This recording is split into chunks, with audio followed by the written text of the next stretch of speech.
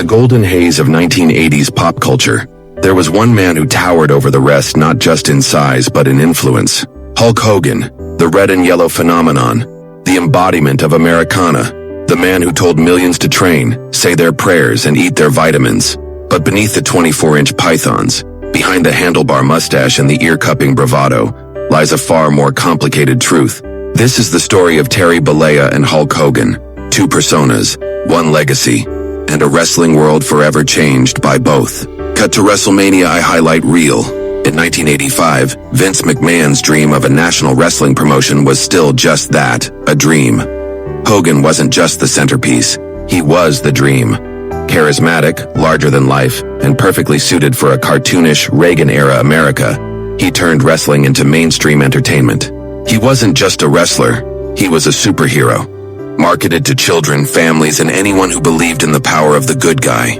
But while the cameras captured the roar of the crowd and the poses in the spotlight, few saw the backstage politicking, the creative control, the wrestlers buried under the weight of Hulkamania's spotlight. Names like Bret Hart, Randy Savage, and even Shawn Michaels would later recount moments where working with Hogan meant walking a political tightrope.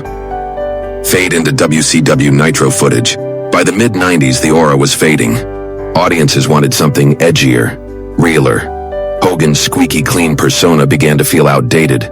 But then came the heel turn. Bash at the Beach 1996. Hogan joined the NWO and suddenly, he was relevant again.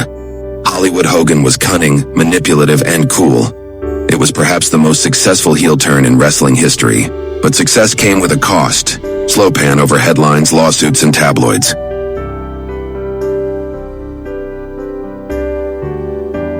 In the 2000s, the line between Terry Bollea and Hulk Hogan blurred, then fractured completely.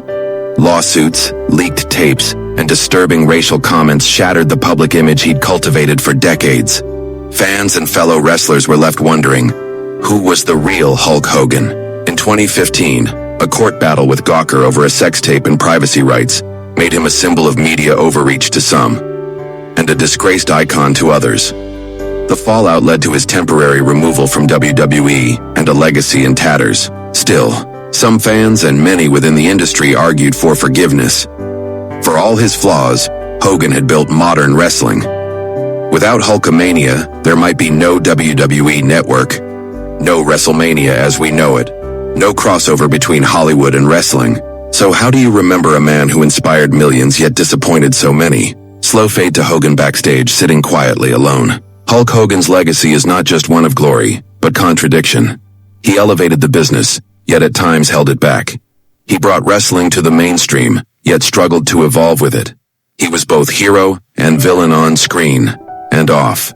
Maybe that's the real story, that heroes fall, that icons age, and that in wrestling, as in life, the truth lies somewhere in between the cheers and the silence.